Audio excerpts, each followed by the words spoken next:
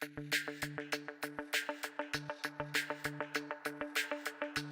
number 6, Force Development Strategies, Revolution versus Evolution.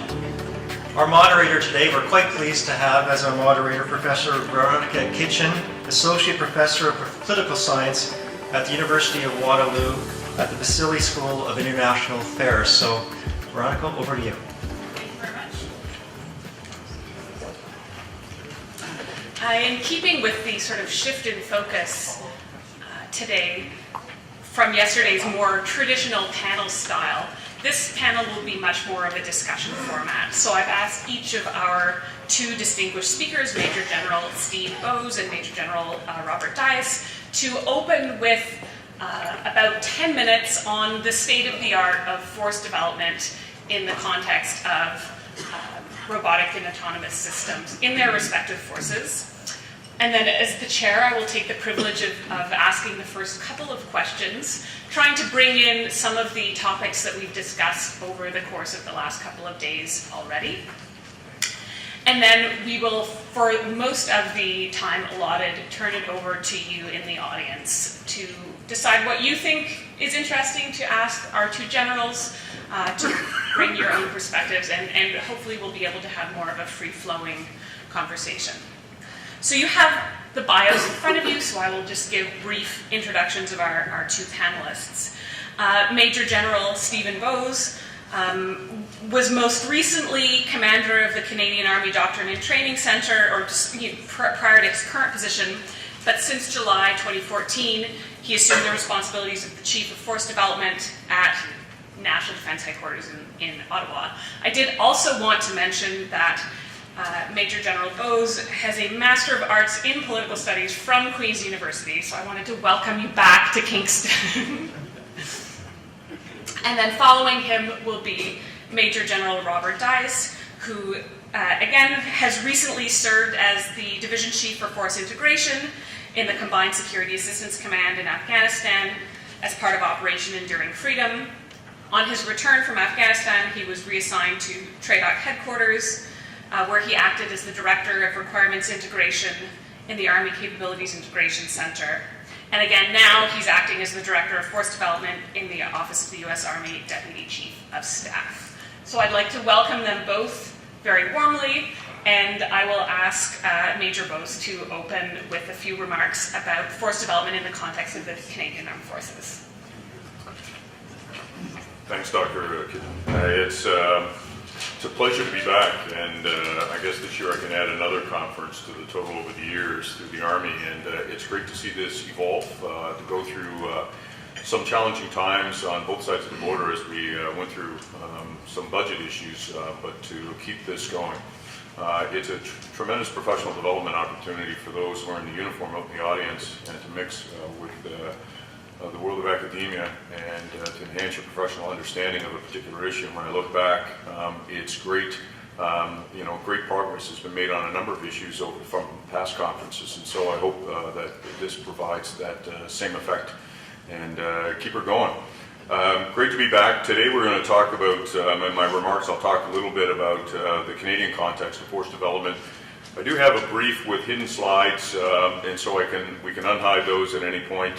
Should conversation take us down the road of trying to explain the context for Canada.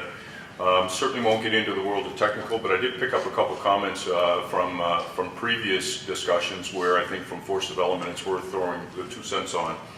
And so I'll do that later, perhaps in the questions. I'll find an appropriate segue, or I'll just launch one or the other. So today we're talking, if you just look at the slide, if I can go to perhaps I'll just leave it there, Todd. If you look at from our perspective in the opening question, in framing the dialogue, are we going through a revolution or an evolution? And while technology may in fact demonstrate characteristics of going through a revolutionary process, my bottom line up front is that we're not positioned through the acquisition process, through the defense procurement strategy, or the way that government functions, and I suggest this is very similar to many allies, not just Canada, to actually take a revolutionary approach to how we do business. So it'll be fundamentally evolutionary. And then there are other reasons why that'll be the case, and we can tease them out as we go through. We're working with partners. There is no doubt we are targeting niche technologies. I've recently conducted a couple trips down to the States in areas consistent with my force development responsibilities to find that Canada has very unique capabilities in some areas, niche capabilities that are not being worked on by the United States that are very complementary in nature.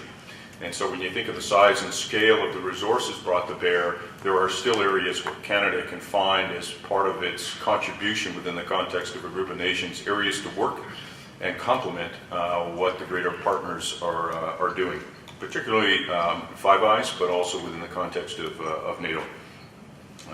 And we can continue to leverage these as we address force capability gaps going forward. But to understand where you're at and where you're going to go with the technology, picking up a magazine and seeing a nice new piece, or having discussed it here today, a new capability, a new system, and to understand how you bring it on board into the inventory of a military force, it's a pretty complex process. And so to understand that, you need to understand the acquisition process, how the defense procurement strategy works, which for every individual you find in Ottawa, you probably find a different version of understanding of how the defense procurement strategy is going to work, what its challenges and its weaknesses are, because some of the fundamental changes that have made in the last little while. So in the last 12, 18 months, and we're still trying to implement parts of that. The independent review panel on defense acquisition has yet to stand up, and that's a huge piece of something that we're working in Ottawa. And I would also put to you right up front that, you know, one of the focuses we have when you look at the funds, if you, I know it's Chatham House rules if I declare it here, but you know, there's ways that things can be misinterpreted. I really suggest if you want to understand what's gone on from a budget perspective, you just read the work of David Perry. Brilliant. Probably has it in the 95, 98 percentile. And so if you go back to a couple of works he's done with the CDA Institute, I think you have a fundamental understanding of the challenges. And so when you're really looking at the defense dollar that's put on the table, the choices we must make are pretty severe. We can innovate with some new capability and demonstrate some risk tolerance, or we are confronted with the need to recapitalize core capability that we know will be needed. And so those are some of the trade-offs we need to make. The context also has to be looked at domestic, international, and if not during my opening remarks, at least a little bit later, I'd like to talk about an article that appeared in, I don't know if Dr. Singer maybe talked about it last night, but Foreign Affairs magazine talked about changes in the industry, changes to the United States military-industrial complex, and the 4 eras that have moved through. I've not seen any heads nod down, so I think it's pretty important stuff, because I think if you want to understand the difficulties we're going to encounter in terms of acquiring and fielding these capabilities, it's important to understand, and perhaps General Dyess, we can have a discussion on that. It's pretty important to understand what's going on to understand the challenges that we've got. So there's a domestic angle in terms of, you know, Canada and our procurement strategy, but it's understanding international trends as well. Very important. Next slide, please. And so when we talk globally, there's no doubt that cutting-edge capability from a military perspective will continue to be championed by the United States, just by the sheer magnitude of resources that are able to be devoted. But that doesn't mean the U.S. doesn't have its challenges. And U.S. efforts from a Canadian perspective will most likely inform, if not shape, the emerging trends among some of the key allies, and in particular the United Kingdom, Australia, but all of NATO as well, in what is emerging to be a dynamic field. We're not playing in this domain the way that some other nations are, and I don't see that changing in the short term. I don't see the drivers at play from a political or military strategic imperative that will drive us down this road, less a few niche ones and a few specific capabilities, and I could talk about those later. There's no doubt we need to focus on the impacts of emerging technologies within the context of our procurement strategies to try and get ahead of, or at least keep pace with technological change, but we're going to have some difficulty in this area. Next slide.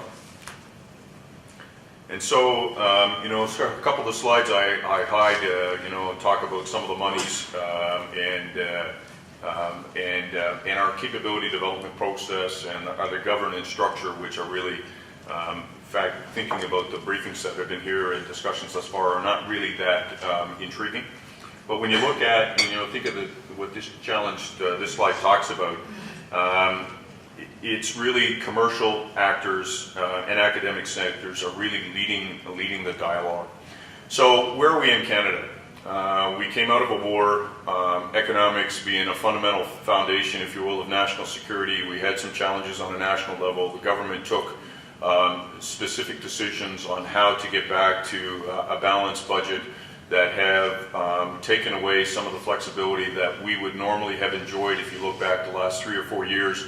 And we're now challenged to find ways of recapitalizing things like our surface combatants, a future fighter, the land family of vehicles as we go forward. And when you try to put the context of saying, well, we can invest in these other areas because we think they're going to be relevant, and yet our lessons learned from most recent conflicts and saying it's going backwards is saying we need to institutionalize that because we know we will. And I'll give you an example of some of the challenge we have, and it'll come out on the last slide, but I think it's germane right here. We know that if we were to do it in Afghanistan again, the opening clamor of Afghanistan is we need those Chinooks that we sold in the 90s, and we got the Chinooks.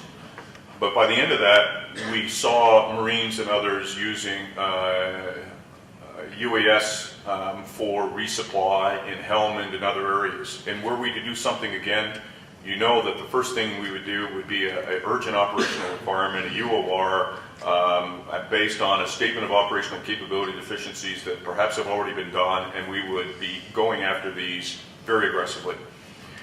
Is it worth now, with the amount of monies and time and effort to procure the system, to devote the effort to that kind of capability, or is it better to recapitalize some of the other foundational systems that we know we need that would be necessary to put soldiers, sailors, and aviators into operations? And those are the challenges we face on a daily basis. And we have something that we call the SIPR.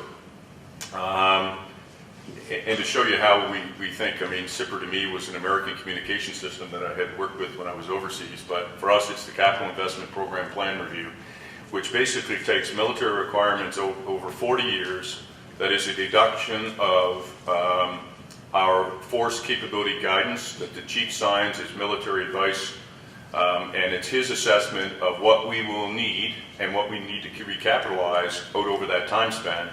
We take that, we monetize it, and then we apply it against the funding model of the funds available, and then we clearly deduce rather rapidly that it doesn't fit. So then we work on developing a portfolio of how we might sequence some projects through time. And all of that's based on the future security environment, based on that we author. I say we author. It's actually a very broad-based document within the department, and it's used. Academics have that are part of the system have great input into that. We use that based on to inform force development scenarios that we run as a test case to determine the kind of capability we need. So this is a bit of a challenge we have, in terms of bringing these capabilities on. But I think it's an important, maybe I can mention that Foreign Affairs article. The first era of defense industry in the United States was about 150 years long. It kind of ended with the onset of World War II and some of the changes that needed to be made. Great companies conscripted for the war effort that after the war spawned the second era where defense industries, Ford and other great companies had automotive divisions to service the defense industry. That ended at the night of the Last Supper, they called it, when the then Secretary of Defense Perry highlighted the need to condense and contract the industry because the monies just weren't there to sustain it, to now what we're emerging into the fourth era, where many of the defense contractors devoting R&D are actually grossly underfunded compared to what is available on civilian industry. So what I'm talking about is the example that we face is a company like Google can buy, I think the name of the firm was Boston Dynamics in robotics, and I'll just look to see if it was. And they can buy it and then turn around and say, kind of like, well, maybe we won't work and service the defense industry because we see more money in other sectors. And so a cutting edge firm that might not actually be positioned to provide technology for the defense sector unless there was a forcing function to conscript that capability, if you follow where I'm going, and that might be conflict driven. And so what we're seeing is a real change. And it's telling us as force developers that even as we're looking at core capabilities, and let's use the surface combatant as an example, that platform is going to have to serve us 30 to 40 years. But looking at the pace of technological change on electronics and a whole range of systems, we're going to have to design this in a way that allows us not just to head to a mid-life cycle. If all we're doing is planning a mid-life cycle upgrade, then we're probably failing. We're going to have to design this in a way that allow systems upgrades and understanding, and I'm a neophyte in this regard, but I'll just put it, every platform we put out there isn't just sufficient to say that it is a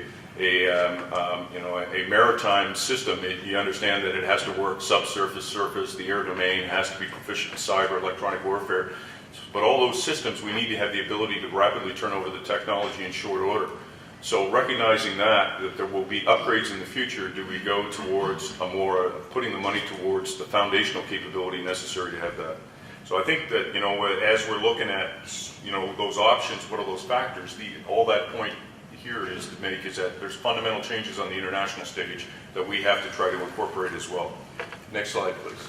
It should be my last one, and then I'll sum up here. So the so what's of that?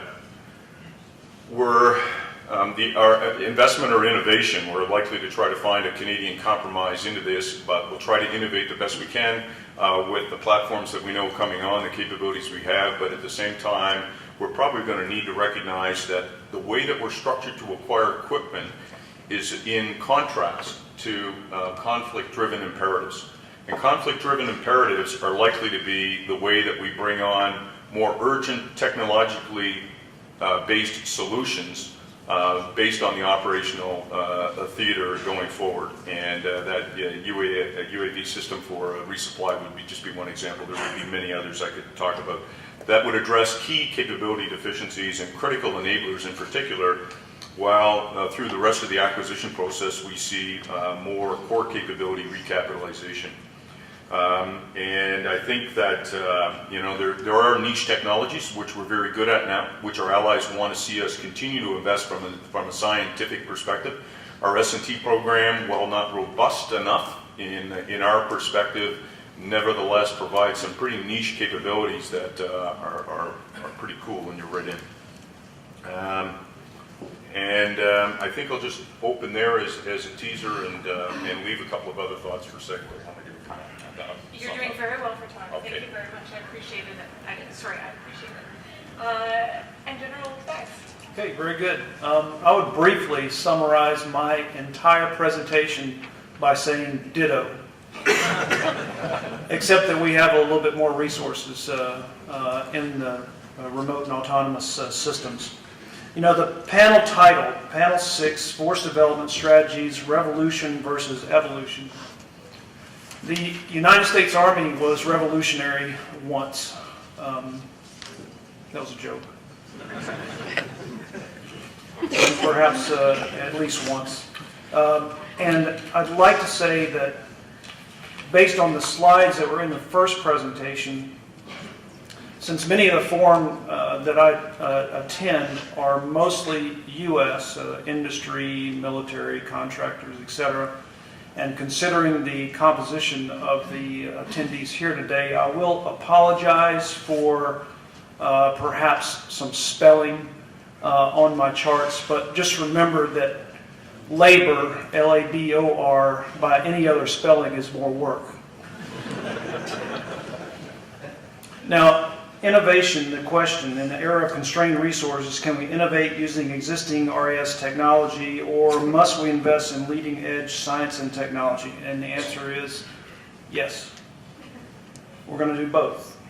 But for innovation, right? So you've got this panel, and sometimes the people that think about innovation are men and women who have gray hair, present company excluded Veronica, or less hair, present company included,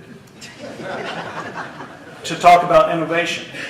And I would just say, if you remember nothing else from this discussion today, is that I think innovation will come from having remote and autonomous systems in the hands of young soldiers, both U.S. and Canadian and others, and they will figure out how to innovatively use these new systems, because innovation in my mind is using things that we currently have in different ways.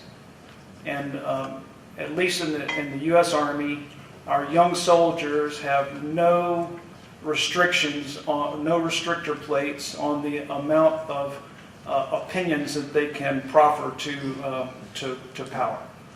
And so I think that getting those systems in young soldiers' hands will help to show different ways to use them. And I think that in this era of constrained resources, that is perhaps one of the ways in which we'll do that.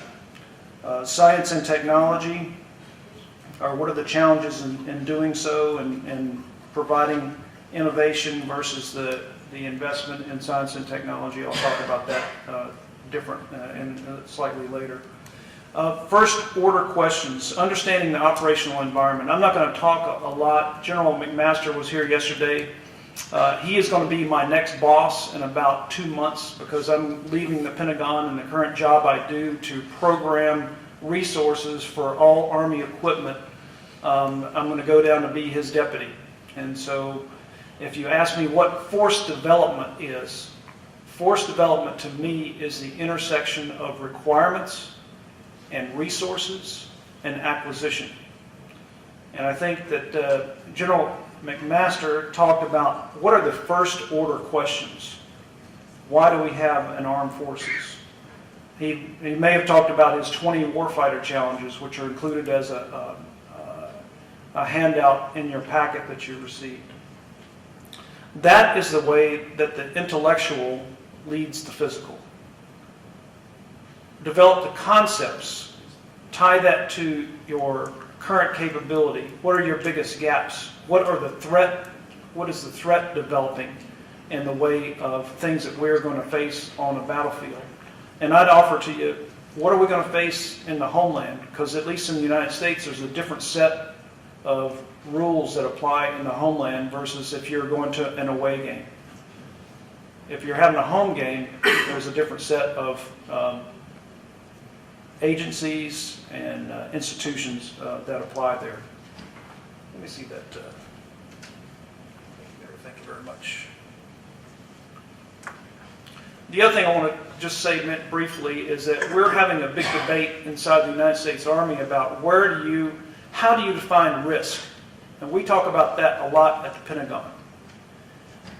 You make your investments in really 3 large areas, and I would argue that it's probably the same for other militaries around the world. 1 is in force structure. 2 is in the training and the readiness of that force structure. And 3 is in modernization of the equipment or training in order to do that. So modernization is the area that I work in mostly. It, in my mind, is defined as longer-term readiness. And the training and the force structure that we have to maintain is more near-term readiness. And so that debate that occurs in probably all Army headquarters and another service headquarters is what is the balance between long-term readiness and near-term readiness. And for me, I'm working right now the Program Objective Memorandum, also called the POM, which is our program for 2017 to 2021. That's like near-term for me. The Army G3 in the readiness of, or the measurement of readiness, he's working, hey, what happens right now? What are the brigades at? How ready are they to conduct operations if called today? So there's a big debate that occurs between force structure, how many brigades do you have and what kind? How do you modernize them and how trained and ready they are? Next slide, Todd, if you're back there. I got it. I think. There is pressure for reduction, I think, in all federal budgets. And by the way, most of the United States Army now is stationed inside the continental United States. We call it CONUS. We're a CONUS-based Army. Therefore, if we're going to be utilized, we're going to have to deploy somewhere in order to be utilized. And so this thought about going to areas that people don't want us in, anti-access and aerial denials. We need to be able to do multiple missions, and I think General McMaster probably talked about this, create multiple dilemmas for our adversaries because we need to have multiple capabilities. Complex world that we live in, it's constantly changing and it's unknowable. That's very difficult to model. And so what do? You have to be as ready as you can with the most capability, and you have to make your best guess. In my world, you make the best guess about what your program is going to be, about the capabilities that need to be developed and delivered and when. Because if you're in the ocean and you're moving to the bay, that's kind of the program for me, the far out 17 to 21. If you get into the harbor and the dock and you have to expend energy to move the ship around, you're going to be wasting resources. So the better that you can guess in the far to bring your resources into the near, then the better resource utilization you'll have. We will develop unmanned technologies, but it will probably be in the evolutionary as opposed to revolutionary. And we are going to publish a remote and autonomous systems strategy in the January of 2016 timeframe. Just on budget certainties and uncertainties, the chart on the upper left just shows that the peaks there correspond with essentially wartime, Korean War, Vietnam War, Reagan buildup, and then the war that we just have in Afghanistan and Iraq. And typically, after those wars have concluded, the resource available to the Department of Defense goes down significantly. And just on the assumptions, be careful of the assumptions, just on the nuclear thing for a bit, based on the last panel. You know, we had nuclear weapons in 45, but in 1950 to 52, 58,000 soldiers were killed in the Korean conflict. And that having nuclear weapons didn't keep us out of Vietnam. It did keep us in some sort of mutually assured destruction thing with the Soviet Union from going to war with them. But that does not mean that other conflicts could occur. I think our assumption was in 1946 that we would cut the Army drastically, underfund the training and readiness of them, and then 4 years later we're at Task Force Smith and a lot of U.S. soldiers getting killed. Defense outlays as a percentage of federal spending, that's the chart on the lower right. It's going down as a percentage of gross domestic product, GDP, in the United States. And what does that mean for us? It just means that we have to utilize the resources that we have in order to provide the best capability.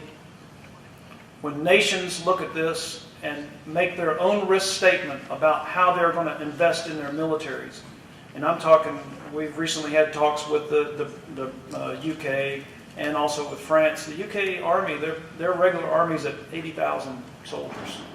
The French are around the same level. And so as they determine how they're going to allocate their national resources and determine where their risk is, then that translates over to how many armed forces are available for them.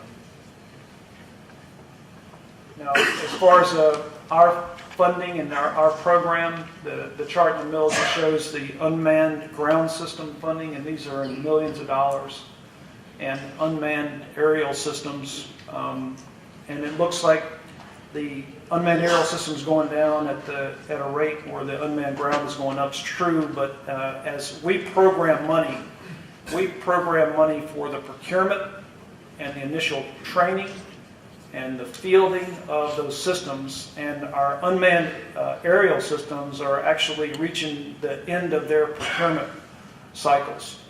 And we have some systems on the unmanned ground side that are entering procurement. So on a chart like this, you'll show the procurement of the ground going up and the air going down. And I think what I've challenged the ground system folks, both industry as well as government, is you need to really work to match what the unmanned aerial systems folks have done in manned-unmanned teaming. And I think that's the direction that we're going to be going, at least in the United States Army. And I put in a point here from the chief weapons buyer of the Department of Defense, Mr. Frontman Systems. They must be more efficient in addressing capability gaps, including increases in interoperability. And then that Better Buying Power 3.0, use modular open systems architects to simulate innovation. And we really took this on in the Army and the Department of Defense, probably in the 08, 09 timeframe, with many systems being fielded.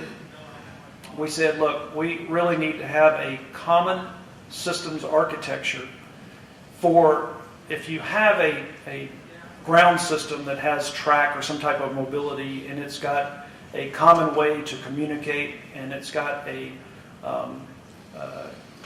common controller, then you allow the ability of individual companies to innovate and to bring things like bomb sensors or IED disruptors or chemical analysis to occur by different companies, and then they can just plug into whatever the base form is that you're using to get around the battlefield.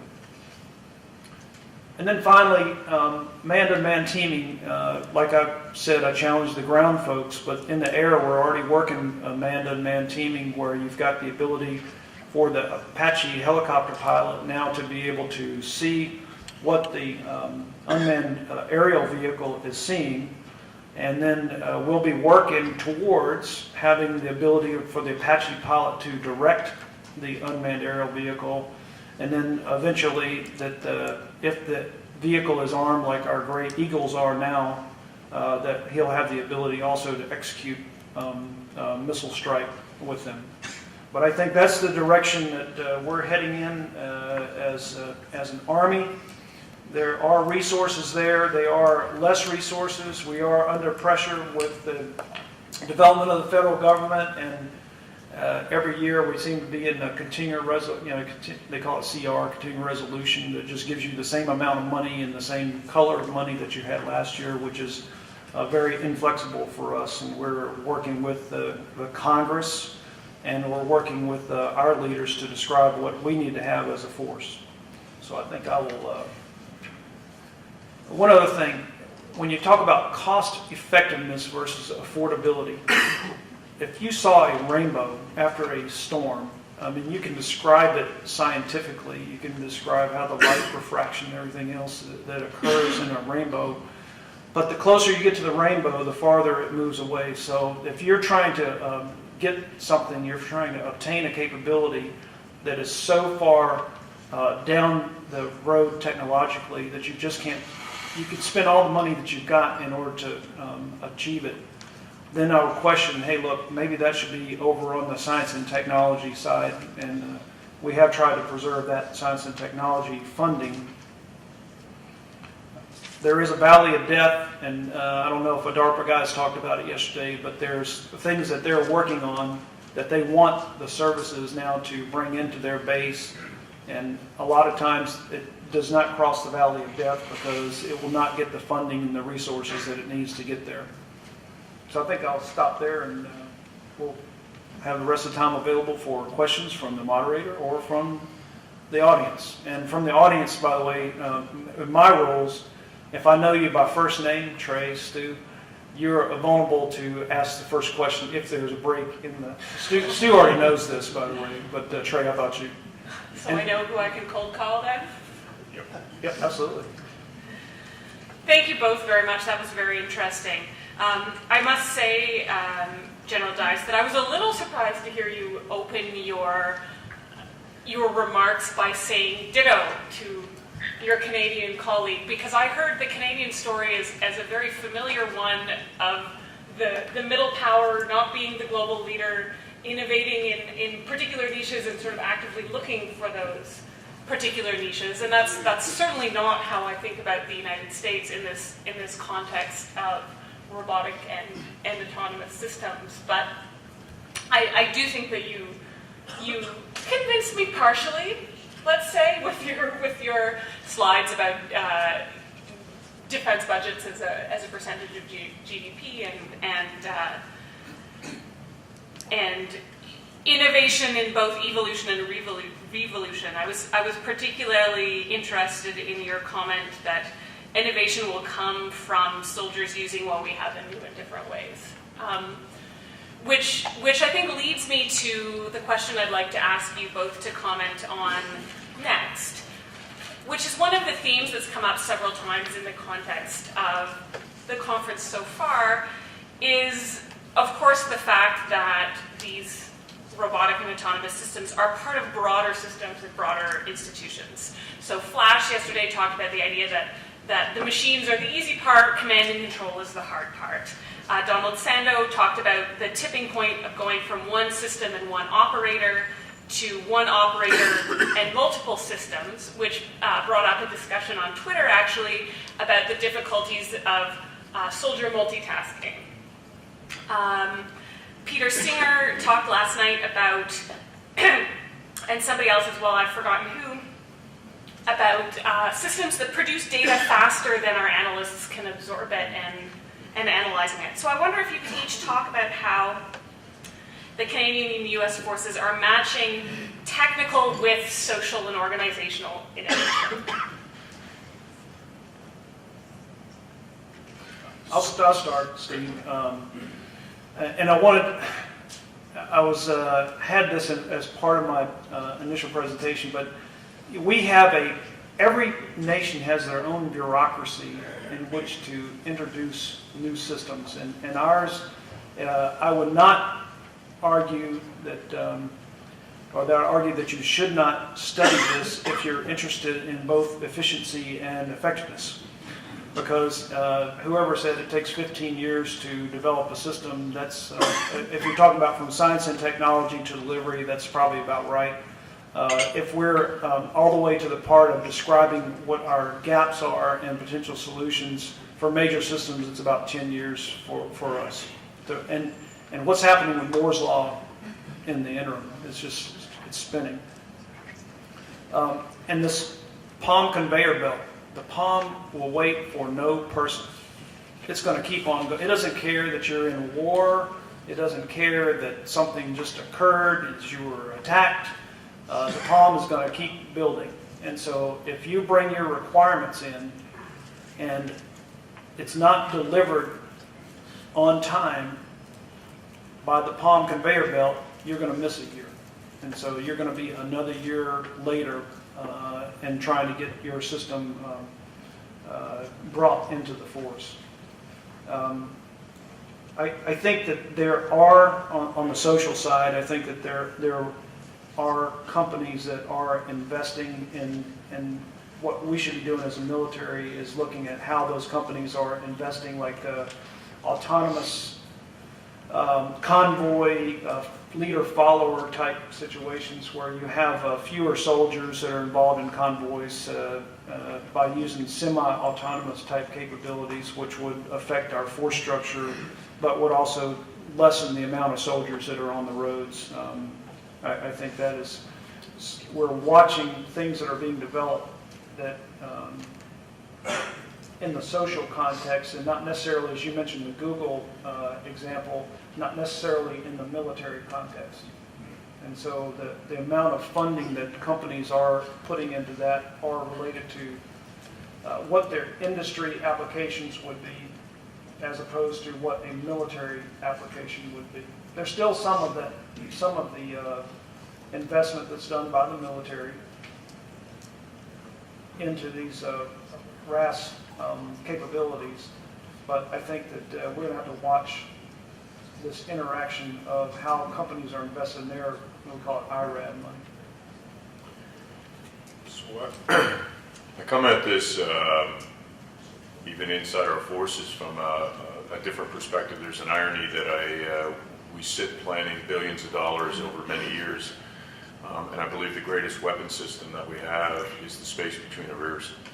And And I wonder, well beyond professional education, with a generation whose brains have been demonstrated to be wired differently, whether we're doing enough, even at a human level, to adapt the next generation towards leadership and conflict. And the answer is probably you could never do enough, but we probably have to be doing better than we're doing now. And but the key to that is somehow to try and avoid the fascination of every system that comes on, that just because it can provide you data doesn't mean you should look at it. And it's understanding and knowing what you want. And there are, for folks in the uniform, there are a lot of tactical levels. I know many commanders that grew extremely tired of the stream of intelligence reporting when we were in Afghanistan. I can't speak for Iraq, but we were in Afghanistan because enhanced knowledge of that was irrelevant to success on the battlefield.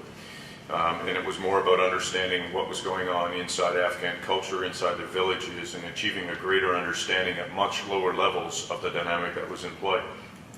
And so as we look on bringing on systems, as we begin to field them potentially and provide a much greater enhanced stream of data, it's making sure that you're looking at the right thing for the right reason. And I think that's a global answer without pinning it to any kind of system. We always need to ask ourselves, so what does this tell me? Why do I need to know this? How does this tie in to understanding, to achieving an understanding that commanders feeling, that understanding of what's going on in the battle space, and not get trapped up in the technical fascination of a Gucci approach to information. I'll just leave it that approach, and I think that in Canada, how are we doing? We're not doing too well. We have relied on what our men and women bring in uniform, and we haven't really structured our approach to enhancing that cognitive capacity in the way that we probably need to do in future conflict. And we rely on the men and women to figure it out through experience, as opposed to devoting the kind of resources to understanding that. That's a personal feel of, and I don't have any studies to back me up on that whatsoever, but maybe there's someone in the audience who will be able to comment on that more specifically. I know there's certainly some people in here who do professional military education. I would like to turn it now to the audience for comments and questions. I have a couple more up my sleeve, but I thought I'd give you a chance first. And again, as has been our practice, if you would identify yourself first, please. Go ahead. Good morning, Lieutenant Colonel McGuire. I work at the Air Warfare Center out of Trenton. And General Dyess, I'd like to thank you. Your last slide you put up, I think will summarize my question quite well. I'm currently writing a future air operating concept for the Canadian Air Force. So that describes how the Canadian Air Force will fight jointly and with its allies in the year 2030. Now that's based on the future security environment that General Bose and his organization has put out. Now within that document, it actually states, while technological advancements and technological adaptations are certainly important, it is the larger framework that is of the utmost importance. Now, what we've talked about the past couple days, if you can look at that slide, a plane is a plane is a plane unless you have those lightning bolts connecting everything. So what we've avoided, I don't know if we avoided it, we used it it was ubiquitous when we used it, the cloud, everything's connected, let's carry on and talk. At least in the Canadian Armed Forces context, I don't necessarily agree with that. What is the larger framework? What is the plan? Because without such a driver, without the lead being connectivity and mesh networks on how we connect this equipment that's supposed to be smart, it doesn't matter. We have 3 5th-gen aircraft coming out within the Canadian Air Force. And this future air operating concept I'm writing, as of right now, states we will fight in the year 2030 identically to as we fight today. And that doesn't make sense because we don't have those lightning bolts. So my final question, my real question is, from a force development perspective, shouldn't it be this larger framework? Shouldn't it be this connectivity network that drives, that leads, that point of acquisition and resources and requirements? That first stop should be the connectivity force development people. And they go, okay, let's think about this, and let's think about it first, and not think about it after we buy the toys. First of all, I'd like to say that I have a British officer who works for me in the G8, and when all the British generals came over to visit in Washington, D.C., I looked him straight in the eye and said, Jack is the best lieutenant colonel I have working for me, because all the rest of them are lieutenant colonels. But yes, and that's why the intellectual must lead the physical. What you're describing is the physical, and so the operating concept that General McMaster described and the warfighting challenges, all of that has, when we're talking about developing an individual system, it's got to be looked at in the larger context of what are primary, what are the first order questions that we're trying to describe. You described a portion of them, and I absolutely agree that the network has got to be part of that discussion. And it's got to be part of the discussion in which you're operating in an environment where people are trying to disrupt that network. All those things that lead to single points up there are what we would consider places where we have to defend, both in space and cyberspace. So I absolutely agree with your context, and it's got to be in a larger framework in which we describe the direction in which we're going in. We also have a 30-year review of our portfolios in which we describe things like fleet age or things like when we need to replace something, which describes decision points, which describes requirements generation. So yeah, I would absolutely agree with you. Yeah, thank you.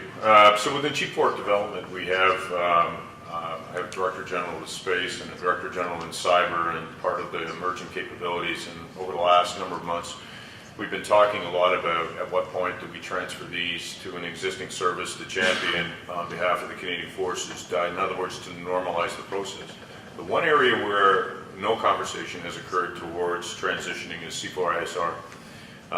And because the vice under our structure is really the forcing function, the integrator that brings the services together and holds them accountable, we need to put all of our challenges in context. And this is one area where, notwithstanding the power of the services in the United States, they've had a different trajectory that allowed joint integration in ways that, you know, we look with down south towards in envy. And probably a lot of the function was brought about by recent operational experience and the creation of the combatant commanders more than 20 years ago. That certainly drove it that way. There's a myth that we're an integrated force, you know, just because of what occurred in the 1960s and 70s with unification and integration. We still had an Army, Navy, and Air Force that were built along Cold War lines until about 15 years ago, designed to work with NATO allies within that context with other armies, navies, and air forces. And so not built to work together. We don't have a true joint operating concept, but we have come a significant way in the result of the last number of years, both with our naval forces overseas on deployments, but also with our land forces. You know, we've the Aurora was obviously performing in a role that was not envisioned when it was initially required, as an example of where we go forward. It's a great point to point out that we don't want to fight identical to how we fight today. We want to be able to bring things together in an integrated concept, and we still have work to do. Certainly a great deal of intellectual work for us, and the imperative is that connectivity. So I've made this comment before, and it's taken some people by surprise. To me, it's an imperative that, I was part of the standing contingency force, so about 10 years ago, not even trained with the Marines down in Norfolk at the Expeditionary Warfare Training Group. Went on board the Gunston Hall, sailed as part of that experience, did a couple weeks with the Dutch Marines as well. And yet at that time, when we put ground forces ashore at Camp Lejeune as part of the exercise, we were challenged to have connection between the ship and the shore. Making that transition from supporting commander and all that kind of stuff. And so it's to me an imperative that as we go forward that we solve the C4ISR pieces that allow all of the component parts of the joint to be able to fight, whether it's in the land domain or the maritime domain, or working with one another in the air domain, and also thinking about the context of cyber and space. I mean, even from a joint perspective, our joint knowledge, we don't realize the degree to which space influences our day-to-day operations in the forces. And if I grilled the officers in this room, we would find that we have generally a low appreciation of just how crucial that is to everything we do every day. So we have a lot of work to do. On the other hand, I'd ask us not to be too hard on ourselves. We haven't actually been and put in a position where we've had the kind of forcing functions that we now have in play. With the CJOC and discussions of Joint Training Authority going forward that will drive the near-term agenda to how we're approaching force development and the discussions, the transition. I would say that we are gaining momentum. There is a snowball. It may have been small at the beginning, but it's gaining in size as it's rolling down the hill. And if any service comes to the table, champions something in a way that suggests that they will do it in isolation and not work with the others in a joint fashion, the language not too strong to say they risk the potential of being crushed at the table. And we have a generation of officers now. We've never been positioned to do this better than we have now. If you look at the cross-pollination of experience in overseas, my Director General Cyber worked with General McMaster in the task force in Kabul. So Naval Commodore, Rear Admiral First Class, Second Class, in the context, we now have a generation of leadership moving up through that has different expectations going forward about how we develop and employ forces. We're not there yet, but we're coming a long way towards that's going to be a long-term struggle, but we are coming a long way. And I'd just like to add one thing. It's like our regulations and statutory requirements for procurement of individual material solutions, we tend to have a lot of oversight both from Congress and from the Office of Secretary of Defense. Because in the end, those systems really end up being related to congressional districts which are related to jobs. And so there's an awful lot of oversight there. So that means when a system is developed, maybe we don't have as much, we do talk about joint interdependencies and those types of things. So what we have at twice a year out at Fort Bliss is we put the entire brigade in the field with the entire network stood up. What that allows us to do is to determine if voice and data can be passed between U.S. Marines, U.S. Army, between coalition aircraft through BolQuest, and Army forces that are on the ground. We've been able to do airborne operations. But sometimes you don't know that something is not working on a joint level until you actually put it in the field. And so that's what we're trying to keep ahead of that by putting new systems out in the field to make sure that they can interoperate both inside the United States Army as well as with our joint service partners and our coalition partners as well.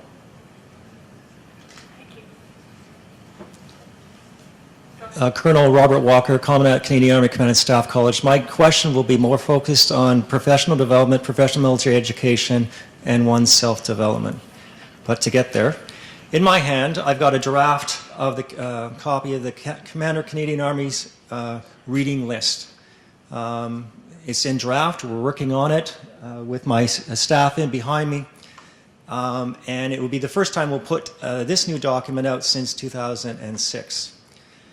I see Dr. Stephen Etz is here, and about 3-4 months ago, I recirculated one of Stephen's papers of, where he was imploring people within the militaries to spend about 10% of their time, 5 to 10% of their time on professional development.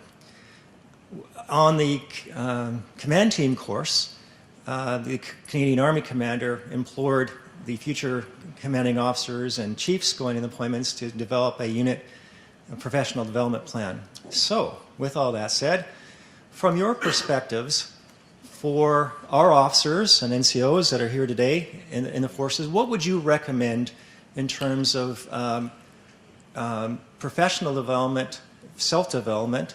Where should they focus to succeed in this complex world? And do you have any thoughts in terms of your military academies, or in our case, the Canadian Forces College? Have we got it right in our professional military education from your perspectives as chief force developers, or is there something else that you'd like to see us as an institution focus upon? Quite broad, but I'd be welcome to hear your thoughts on that. Thank you. Give them a moment to think. Excellent question. That's a spacer, by the way. That's professional development for all of you. When you get asked a question, when you're formulating the idea about how you're going to answer it, the first thing you say is, that was an excellent question, and that gives you at least 8 more seconds in order to formulate your response. Over to you, Steve. And working as a team, interoperable here, that I've taken advantage of that to. And I must note that trigger on did hop up. It's funny. Actually, it's not funny. It's very serious. But when you listen to General McMaster yesterday and read some recent articles, just to bring what is not new, but what we know as professionals, there's an interesting angle. We often get accused of, as a profession, and certainly our generals and admirals, of trying to prepare for the last war instead of the future war.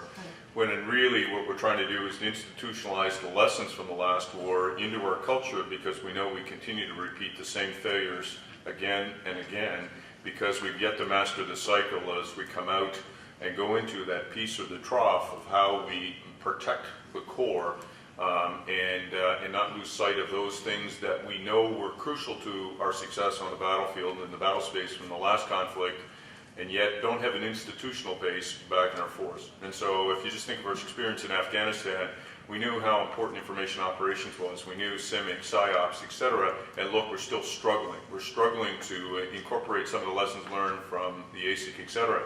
So there's a bit of a dichotomy here that in terms of professional development, professional reading, and understanding the profession and the nature of conflict, and making sure that transcends generations is a huge challenge.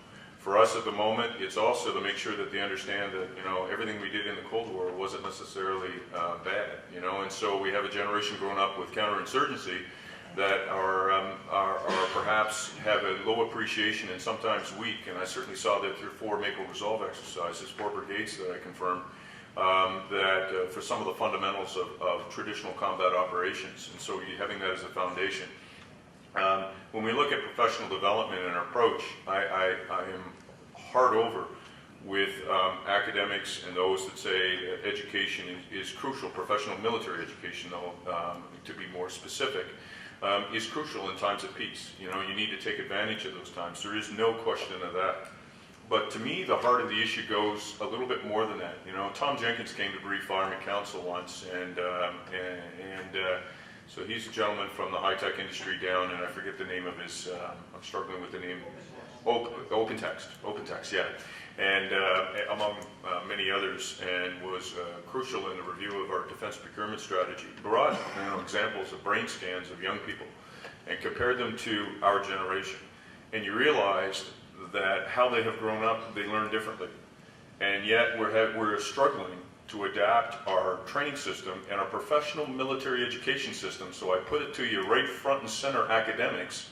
We are struggling to change the way that we teach to how the students are wired to learn. And that's a huge challenge for us going forward, and how they process information and how they take it in.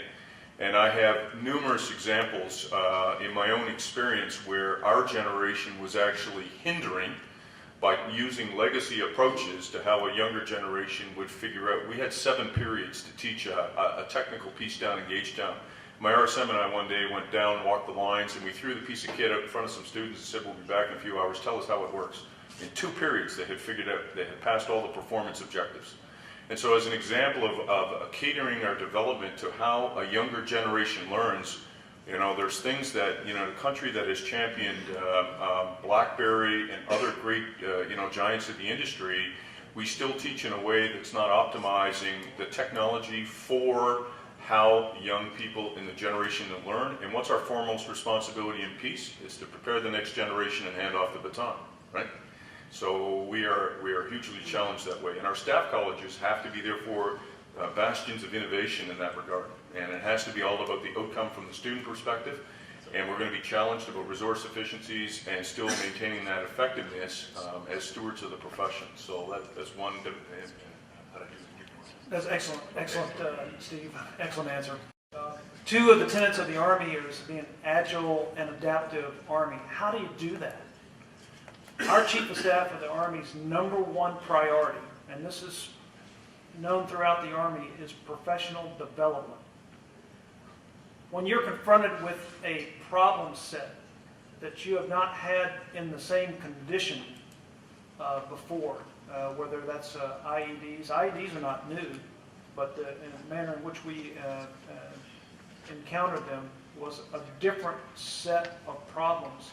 And how do we overcome that? It was because we had the ability of intellectual capital in order to describe quickly and to react faster than the enemy can provide their solutions. They watch us, they go from command detonated or wires to other types of the IEDs.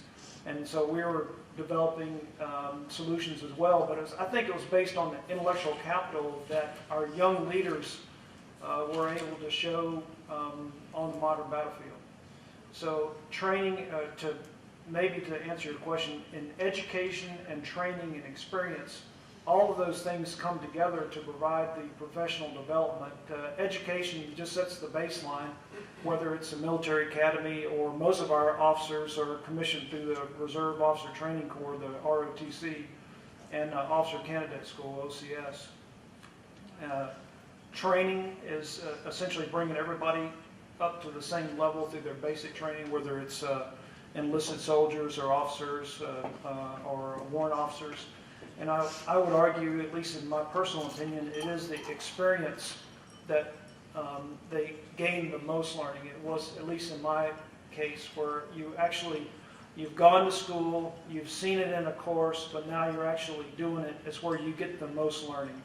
And I think that we'll continue. I think that those three things together, I think we have a good solid baseline in our prior to commissioning training, that the training gets everybody to a baseline, and then the real learning, I think, comes through experience. And that's where I think that we need to challenge our company grade and field grade level officers to be more than just the coin type environment, as Steve was alluding to. So how do you prepare for full spectrum operations or decisive operations in which you're facing an enemy that provides multiple dilemmas? We need to provide them with multiple dilemmas, and so that's the way I think we get after that. I'm going to use my privilege here to ask a follow-on question that continues in the same vein, which also links to another theme that we've talked about over the course of the conference, which is thinking about innovation in the context of ethical and legal constraints. And General Thibault, at the very beginning of the conference, asked whether the increased use of robots and autonomous systems might lead to the moral de-skilling, was the phrase he used, of our soldiers, the context being the idea if you don't practice moral decision-making on a regular basis, you may become less adept at it. So this sort of links a little bit, I think, to the question of military education, and certainly to social innovation. And I was wondering if either of you had any comments on that particular topic. That's a great question. I did warn you in advance about that one.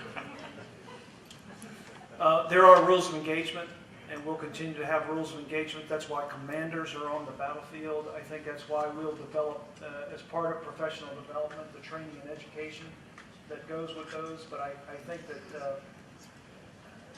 that I'm not sure what de-skilling is, but I think that as long as you have, there's a debate inside the United States now about whether the commanders should, the Uniform Code of Military Justice should be taken from the commanders in the field, and the military's best advice to the Congress and the people that are asking these questions is that the military must maintain that ability to both exercise UCMJ, Uniform Code of Military Justice, or justice capacity, as well as setting rules of engagement for different cultures in different areas. And I think the one thing I did bring up earlier is that perhaps there's a different set of constraints that are applied in a homeland versus a deployed situation, which has its own legal constraints about spying on your own people versus the ability to prevent surprise. And so I think that is also something that needs to be considered in this. But do you think there's anything different about robots and autonomous systems in this context? I mean, does that change the way you think about how you teach, let's say, rules of engagement? Well, once you pull the trigger on a precision weapon, is it much different than an autonomous system, which it has lethal capacity? I think that what we're talking about is probably a slower way to deliver the same type of capability, and it gets back to where the humans are in the loop, on the loop, out of the loop, in the decision cycle. I think, in state, if you view a kind of Terminator approach or vision of the future, then there are some of those significant challenges in artificial intelligence. I just think that we're a long ways away from that. And I think the kind of challenges that we had are not dissimilar to Al's approach in the debate we've had over command detonated versus other systems, cluster munitions, and the like. And so I think we're a long ways away from the challenge. What I think the message that the Vice is saying is that this is something we need to be continually thinking about, and that as a profession, this is foremost is what sets us apart as the warrior class with a special mandate in society. And I just point out the amount of time that we devote in a targeting cycle towards prosecuting a target. Many people would be surprised. It is a torturous and lengthy process that the moral and ethical implications are there every second of every cycle that is run. So I think that too is going to be something evolutionary, but I don't necessarily see a radical departure in the short time frame. I may be missing something. I'd like to come back to the force integration and institutional Army kind of focus of the panel, and I think that this has a pet rock of mine is the professional military education kind of leaves understanding those processes and systems off quite often. And as General Dyess mentioned, the experience is a big piece of this. We also don't value our time in the Pentagon and those processes always in our profession. So the thing I'd like to say is the rainbow analogy is excellent. I plan to plagiarize that. And I also appreciate your definition of force integration and kind of where that leads, to look for low cost, low hanging fruit, get it into the hands of the soldier and let them innovate. So that took away my first question, but it gets to the next one that I think has been a theme throughout the conference. Most of the money, most of the research and development, the technical innovation, and the brain power associated with this topic, robotics, is in the civilian industry. And I was wondering what we're doing internal to the institution besides open architecture, which I understand we've done that with command and control systems for quite some time. What are we doing inside of the organization to make ourselves a more attractive partner to those civilians? I take a look at Google, who's the artificial intelligence guru or Microsoft and Apple that does the cyber work. And in many of these fields, they don't want to work with us because we are a bureaucratic process. It does take us 10 years to field a system. We've got contracting rules where we don't want proprietary information, but in our effort to not have proprietary information, we want to own something that they want access to.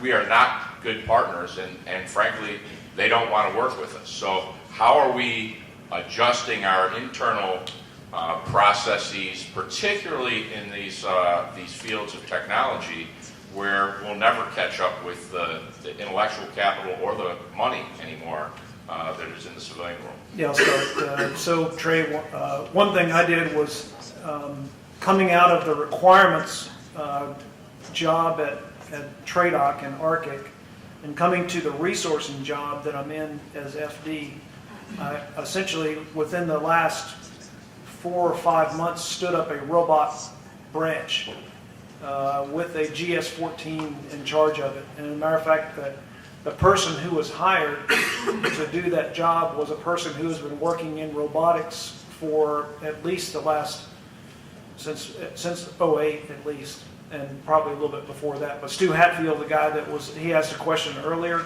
he's my robotics branch chief, and stood up about 4 people total in order to just look at robotics, because it was spread, at least in my organization, between the Maneuver Support Center, the Fort Leonard Wood, between the EOD guys at Fort Lee, and the Maneuver Center of Excellence down at Fort Benning. And so now, at least on the resourcing side, I've got all the robotics together on the ground side. The air will continue to be in the air portfolio, but that's one way I'm going to get after that. And the way that we interact with industry is through forums like this, like NDIA, like AUVSI, and we'll continue to talk to industry leaders about what their investment is. I mean, look, I'm interested in bringing in their capability, but it's got to be through the centers of excellence who write the requirements, coordinated with me and the folks that work for me on the resourcing side, to have the acquisition folks actually go out and do the RFI, the request for proposals to buy the thing. I totally agree with you, though. It's like, hey, we're slow, and it takes a long time to bring a capability to the field, and there's lots of regulation and statute that essentially describes those activities. And the other thing I do on professional development is when my lieutenant colonels and colonels leave the Pentagon, I interview with them and said, hey, look, what have you learned here? And almost to a person, they will say that I had no idea that how important this job is, because this is how resources are allocated to people who command those brigades and those battalions out in the Army. This is where the resources generate from in order to enable trained and ready forces for those combatant commanders. And so what I asked them to do is go out to the field and help be an advocate for a Pentagon assignment, because it is so important. A lot of times I will hear something like, I've had a successful career because I've had no Pentagon assignments, which is actually the wrong attitude. And so I'm trying to, at least in my world, change that attitude, a person at a time. So I was that general that last year had a successful career until I was posted to Ottawa for the first time. But I would respond and say, I understand the power and the importance, rather, not so much power, the importance of the position of getting qualified operators, people with an operational background, into the positions so that they can work the system and make it function more effectively. In Canada, we're not in a place right now with, if you read Perry's paper, you would understand that we've actually reduced the number of people in the acquisition process at a time when you would think we'd actually try to increase the number of people. So we've been moving in the other direction. We have a new strategy at play. And as a result, there's some fundamental aspects of this that are taking us a little bit of time of understanding how this is all going to work out. In the short term, I don't see, I wonder if, let me put it this way, I wonder whether the conditions are set to make us attractive partners with industry beyond, in areas that would entail a risk-tolerant approach. And to understand the dynamic in Ottawa, you know, where if you just look back at the history of defense funding, you know, for 30, 40 years, we understand that a dollar spent on defense is a dollar not spent on another government department. And because of obligations that our federal government has, what we spend is a huge chunk of what is considered to be that discretionary spending by government. And right now, the system is not designed for optimum operational effectiveness. It's designed to try to strike a balance between control over the process and efficiency. And if you're going to innovate in areas with industry like this, you have to have a more risk-tolerant approach, and we're not quite there. That's not to say it won't necessarily come, it's just it'll take us a little bit more time as we begin to work a new process through, and circumstances change in the international context. I know there are some folks from PWGSC here or some other, perhaps have other backgrounds, and I would invite you to stand. And I am the stakeholder early in the acquisition cycle. So we look at requirements, we will define the high-level mandatory requirements, we'll put it through the early stage of that four-step process, but we're not the ones that see it through the contracting, you know, even though I still have a glimpse at it. And so, but I wonder over the longer term how we're going to take that 15-year cycle and bring it down. And I wonder because in areas we're talking about robotics and many of the capabilities you're looking at today and yesterday, the cycle for which you're going to see the pace of technological change is probably on a 4 to 5 year cycle, maybe even tighter than that. And so that's the challenge going forward. So I think there may be actually more fundamental shifts going forward where we as militaries have less in the inventory window. And when the conflict of the operational circumstances dictate, we go on an urgent operational requirement on a sole source basis to provide us equipment with the understanding that post-conflict, that doesn't necessarily return to Canada and be part of the inventory. Certainly there are several systems that we employed in Afghanistan that fell under that umbrella and didn't come back to Canada. And so it's about finding where you put the dollar, attach the value of that dollar towards. And although for our United States partners, that might, because of the monies and the scale of monies, that might not be part of the thinking. I can tell you a lot of other allies are looking at it, especially when they're talking about burden sharing to a much greater extent, you know, in NATO. So it's part of their dialogue. And so it becomes, where do you accept risk knowing that these key technologies provide critical enablers, and because they're rolling over so fast, you'll get them when you need them. And so the challenge then becomes, as a profession, how do we institutionalize that cognitive capacity of your leadership class so they can employ them right when they come online. That's a thought. There's another thing, Trey, is where do you put your investment in? If you're looking at a science and technology portfolio, basic research like chemical, electrical, metallurgical, versus applied research, as you're looking at something that you're going to transition perhaps to the force to get across the valley of death. That's worth a debate inside the service. For example, we were heavy investing in nanotechnology when nanotechnology was a brand new word. Now nanotechnology is actually being worked at MIT and others without a bunch of government funding because commercial applications are perhaps on the horizon. And so the Army looks at that and says, okay, well, there are other technologies that I want to invest in, and I'm going to scale back on this thing that is now being looked at very heavily in the commercial sector. So there is a debate inside of the Army every year about where you're going to put your investment, and I'm sure it's similar in other nations as well. So that's another aspect to it as well. There was a question at that microphone. Did you still want to ask? Sorry, so it's largely been answered by the previous question, but while I'm here, Mark Broster from the UK Defence Science and Technology Laboratory, so part of the UK MOD. And I work on conceptual force development, supporting our Army HQ Land Capability Management Concepts branch. We work to similar to, as you were saying previously, the sort of near and far-term readiness. We operate a 4-block model, so current, funded, future, and conceptual force. And I was going to ask how you challenge industry and academia to come to you with options to meet those future requirements as opposed to capabilities to fight yesterday's war. But I think you largely covered in the answer to the previous question. But That was an you. excellent question. Thank you.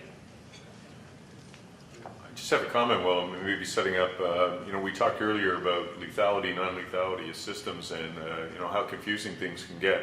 There are folks that talk about if we acquire an unmanned aerial system with significant endurance and dwell time that could do maritime domain awareness, Arctic, et cetera, that it wouldn't be weaponized. Well, not meaning to not weaponize, it means that in some that you wouldn't put a pod system underneath. Whether it's a weapon or whether it's a search and rescue pod or whether it's humanitarian assistance, it comes off the same kind of release mechanism.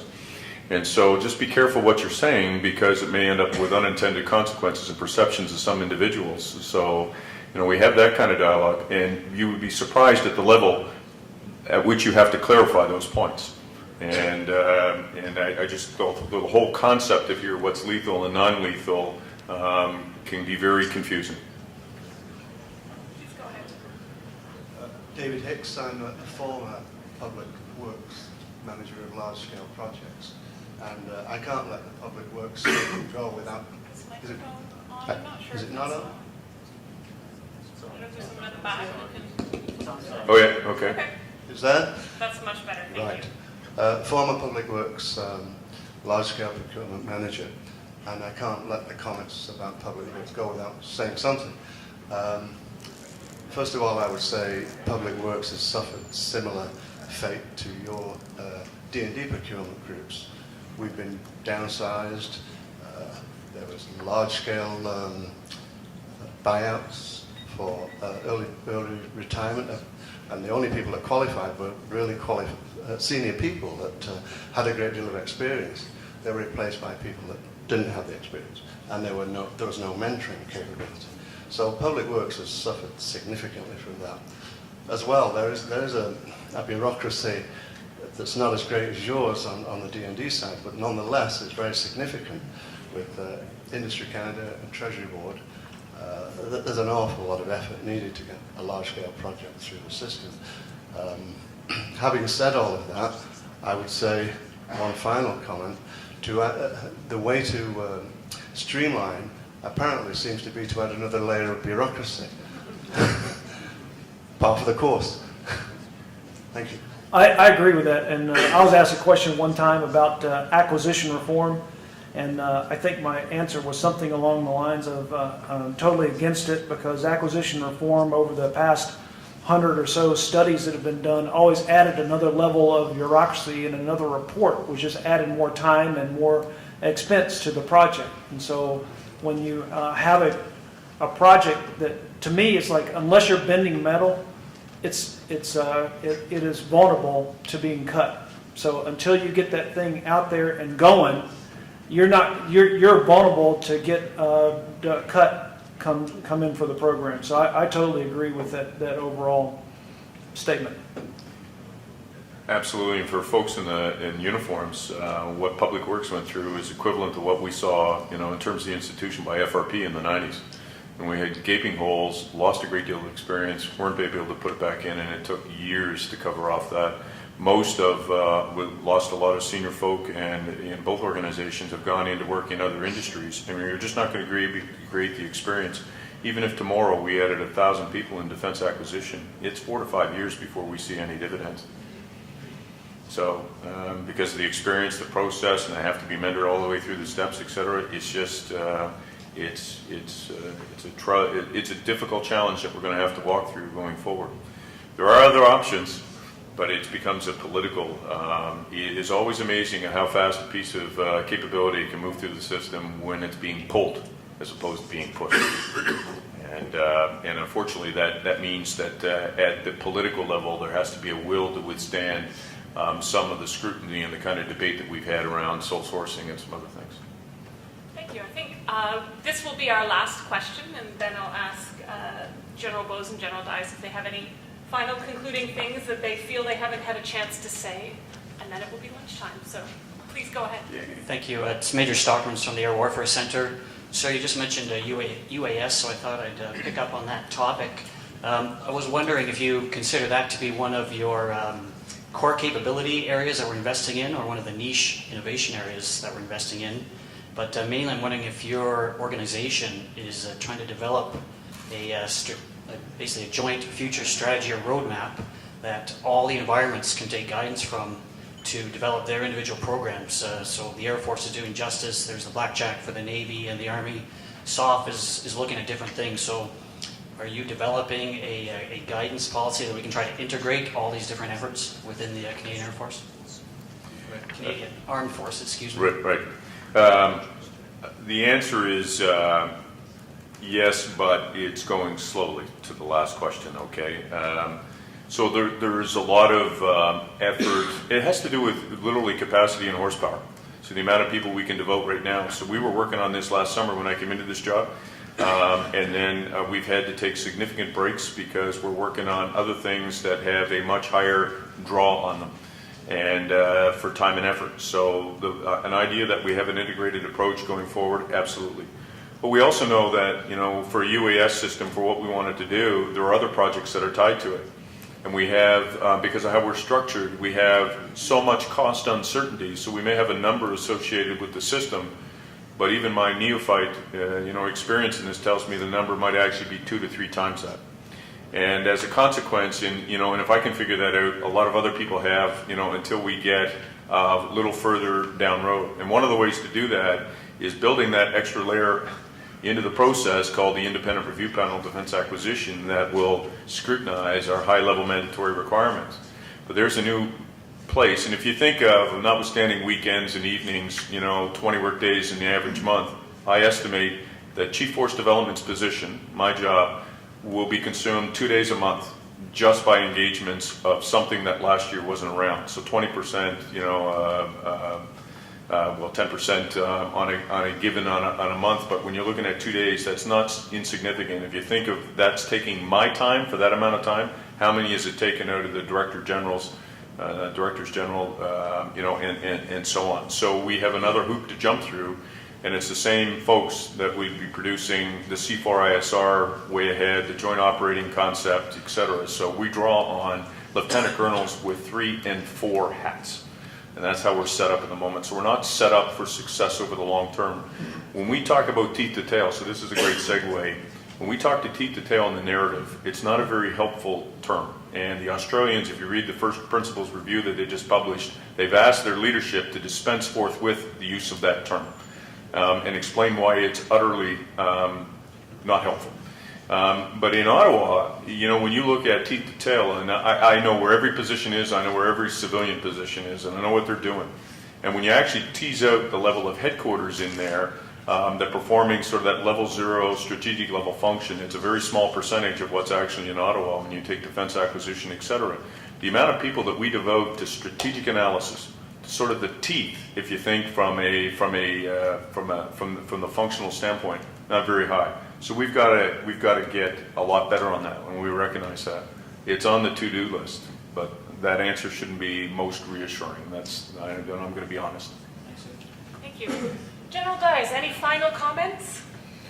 I'd like to say thanks to Queen's University, Stephanie, Veronica, for inviting me here. It's been I think it's been professional developing for me.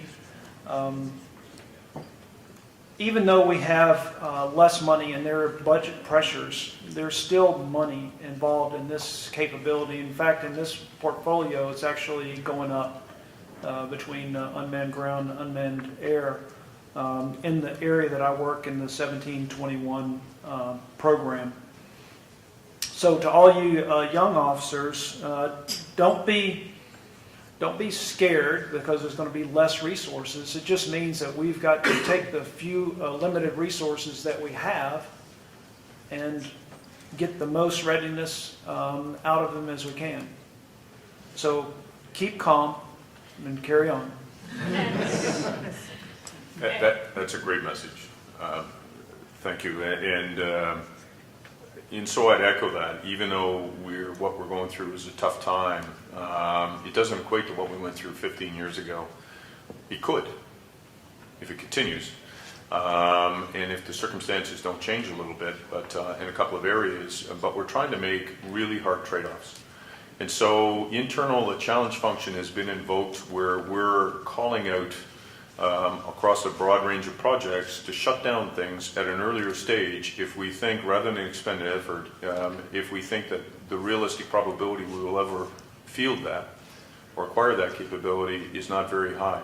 So we're doing a pretty good challenge function. We also believe that the upside of the independent review panel and all of the work that'll cause is that we get buy-in, third party, and as it moves through Treasury Board and Finance, a level of scrutiny early on brings capabilities on board. We're also looking at how we can improve through something that we've only done not even for a year now, is how we've approached the capital investment plan program review, providing greater fidelity to the most senior leadership on how they make choices in terms of the acquisition portfolio going forward, and it offers huge potential. And so the monies that are out there, but it comes down, the monies will be there to acquire capability. But I really think as professionals, we're trying to make the best military advice available to acquire the core capabilities, knowing that there will be forcing functions that we'll be able to leverage as necessary.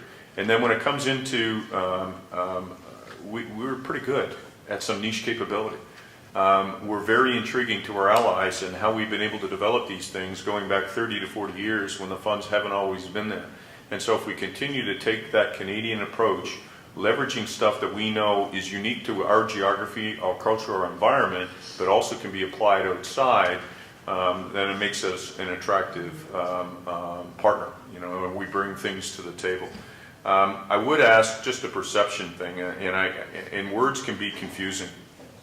We talk about persistence at SA, so situational awareness, and we talk about as if we have a system on station providing surveillance, then we have persistent situational awareness. And I think that and I'm not necessarily in line with doctrine, Colonel Dixon can correct me and a couple of others, but I think we need to modify that terminology because it's being misunderstood in Ottawa. If you have situational awareness, you actually understand what's going on the ground. And how many times have we had, in my own experience overseas, where we had constant ISR feeds on a particular target, but we really never knew what was going on. And so we really didn't have SA. So just because you got a feed and you got it 24 hours, you got dwell time. You don't have persistent SA. You can say persistent surveillance, whatever, but people are starting to equate those terms together, and I think that's very dangerous. So even when I look at an unmanned aerial system in maritime domain awareness in the Arctic, it is but one system of multiple systems that we're going to need before we actually develop true situational awareness, when we're looking at MDA and the Arctic and the like. And that's something that's important because words do matter, and there's probably a lot here that we've had in the last couple of days that we probably need to reflect on that. Thank you very much. And thank you to both of you, to both of our panelists. I think it's clear from the way the discussion ranged from professional military education to planning to procurement to bureaucracy that the subject of robotic and autonomous weapons may bring evolutionary change to our respective armed forces, but that doesn't mean that it won't be fundamental in many ways. And so I will stop there.